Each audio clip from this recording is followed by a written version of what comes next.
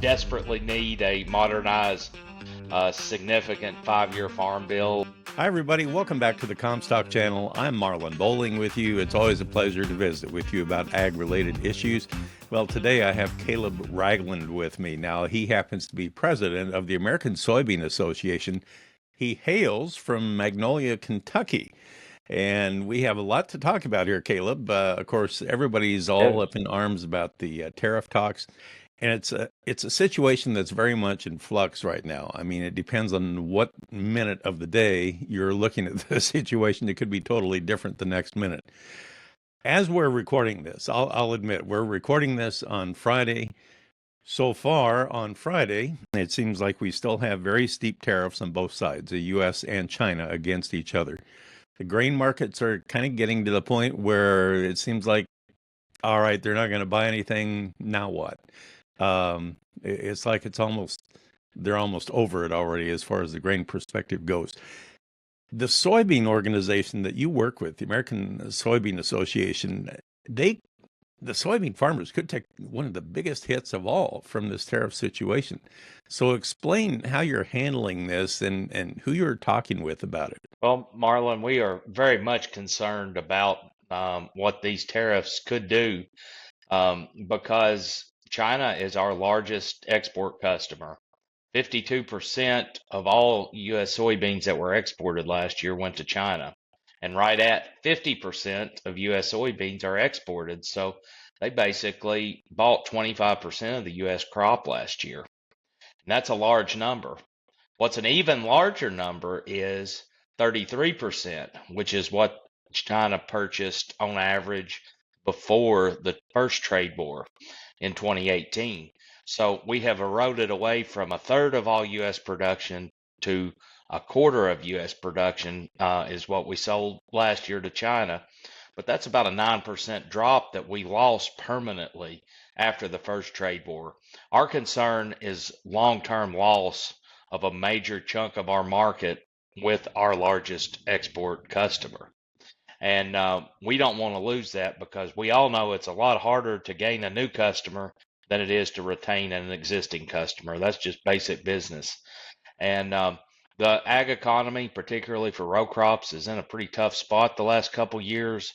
And this is another major hit that could really cause a lot of pain in not only our farms but our rural communities. The steep financial losses would be more than a lot of farms could stand right now, quite frankly. And we're concerned about people not just losing money, but losing their farms. The reality is, the Farm Credit Organization has talked about loan defaults are up exponentially. They expect it to get worse. There's a significant number of operating loans that have not been funded for the 25 crop. Just people's numbers just don't work, quite frankly. And it's tough on my own farm, and I know it's tough for many others. Talking with farmers around the country, there's a significant number who just aren't going to be in business this year, and that's sad because we have nearly 500,000 soybean farmers across this country, and we want to work as hard as we can to help advocate and get the best deal, the best policy, and to make the future brighter for all of our soybean farmers. And right now, there's some pretty tough times, and we want to make sure the administration understands that while I know they're trying to negotiate the best deal and do what's best for our country, our farmers have got to make sure that we don't die in the process, that we're not out of business before a better deal is negotiated. And we want to encourage active, positive negotiations towards getting a trade deal done and not just piling up tariffs on each other, in which we're basically just shooting at each other right now. We're throwing rocks at each other. Let's try to break down those walls and those barriers, both tariff related and non-tariff related, to trade and get a good trade deal done, like a phase two deal with China would be wonderful. And that would be good for the economies of both countries. And like it or not, we need each other. We need trade, and we need fair trade. And so I would encourage the administration to be working towards that. We've seen that a lot of countries have came to the table already wanting to get trade deals done, and that's wonderful. But we need to find a way to get China to the table as well. And I hope that that's what's able to happen sooner than later, because quite frankly, the American soybean farmer doesn't have a whole lot of cushion right now. Times are pretty hard, and interest rates are higher, expenses are record highs, and commodity prices are low in comparison to what it costs to produce the crops. So we're going to need a better outcome here in the near future. And if we have barriers removed to trade, and we can get a good price for our product, we can take care of the rest. I keep thinking back to what I call Tariff 1.0, the original set of tariffs, and it had kind of a similar feel to it, if I remember right from back then. Lots of pushing back and forth between the two countries there. Eventually, they came up with that phase one trade Uh-huh. agreement. And if memory serves me right, Caleb, eventually from the tariff money that was taken in, I believe farmers did get some payments out of that to help offset the market loss. Have you talked with people in the administration now, for example, like with Brooke Rollins, the Secretary of Ag, or anybody in the trade office about maybe doing something similar again this time or not? There are certainly lots of conversations going on, and I think that here it's pretty quick to know exactly what the need is going to be, but the assumption is that if this keeps going, there's going to be some deep losses, and there will be significant need for a payment program similar to like the MFP program that we had at that time in the first trade war. And um, farmers don't want to be just expecting a program to show up. We want to make our profits from the market, but I want to be clear that if the government is using us as a bargaining chip, and we're hurt, our soybean farmers are going to have a significant loss and are going to need some help in order to stay in business. And that's not our desire, but it's the reality. It's a reality of the situation. And we're actively working with the administration to see what is best and what's needed. But it's a very good possibility that something like that will need to happen. And we're keeping our ear to the ground, and we're actively pursuing those channels. Have you been able to talk one-on-one with Secretary Rollins or not? In the last couple of weeks, I have not personally, but I have spoken to her personally twice during my presidency, and she's going a lot of different directions and a lot going on. But I know she is close to the president, and there it seems like there's more activity than usual, even within our government. Been a whirlwind here the last few weeks, but we have good connections within USDA as well. But not only Secretary Rollins, but there's a lot of good folks that are in place below that have a deep understanding of agriculture and the plight of soybean farmers, and have a lot of confidence we will figure out some good solutions.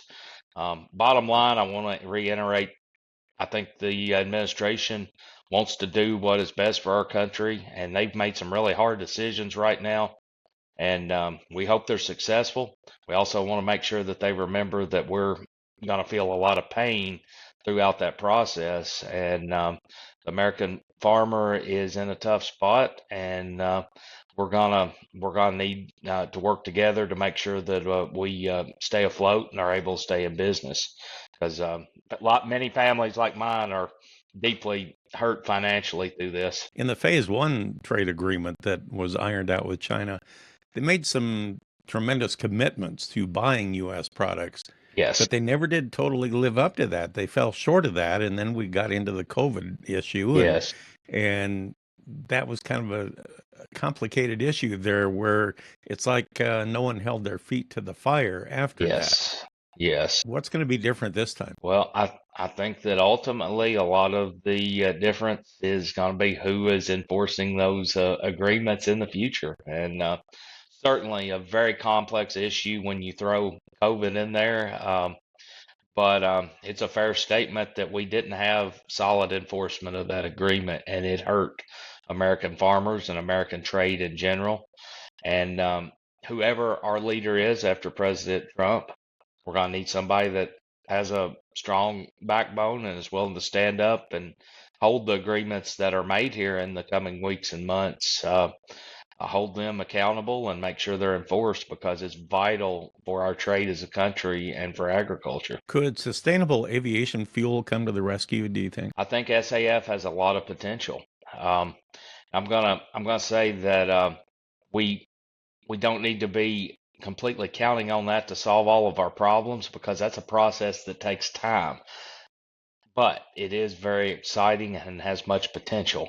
The thing about new uses and new processes and technologies, it does take time for them to fully come into play. So here in the short term, we don't need to turn our back on the importance of trade. Long term, SAF could fill a significant gap that and create new and exciting demand for our soybeans, and it would be a wonderful thing for ag and for rural America. So, other than those two topics, what is ASA working on this year? Well, there's not really much going on, but in our spare time, we're working on regulatory issues, which there's a plethora of opportunities there. That's something the administration is very active and supportive on getting regulations improved and some things that are backlogged with one thing that's been an issue is registration of a lot of our pesticides that we use and herbicides. There's a lot of work there.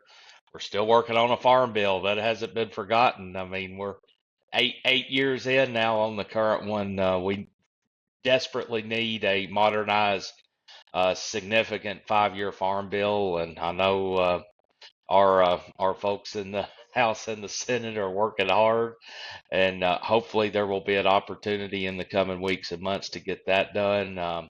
You mentioned SAF and biofuels. There's some exciting developments, I think, happening with working towards getting a deal done on the new RVOs for biofuels. There's some work that's taking place between our different organizations and stuff coming to consensus. So we're pushing for volumes of 5.25 million gallons, and that will be an exciting development if that gets done.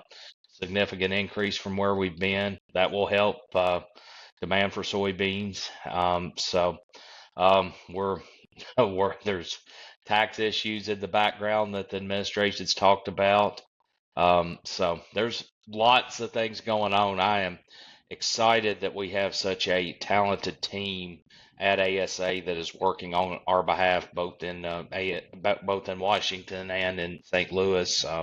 I'm appreciative of the veteran leadership we have with Steve Sinsky. He's a valuable advocate for the soybean farmer. Well, I appreciate you taking time to talk with us. I know you're very busy, and I will let you go, but I do want to ask you before we wrap this up here.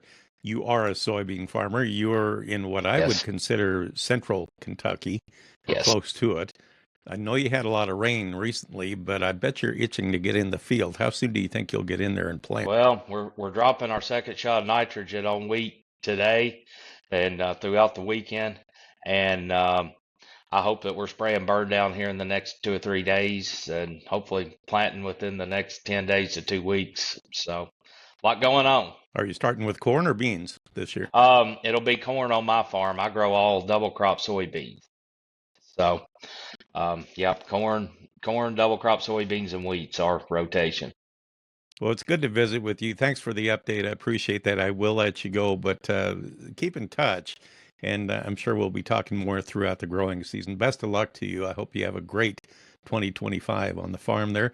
Of course, that's Caleb Ragland. He's the president of ASA, the American Soybean Association. That'll do it for this episode.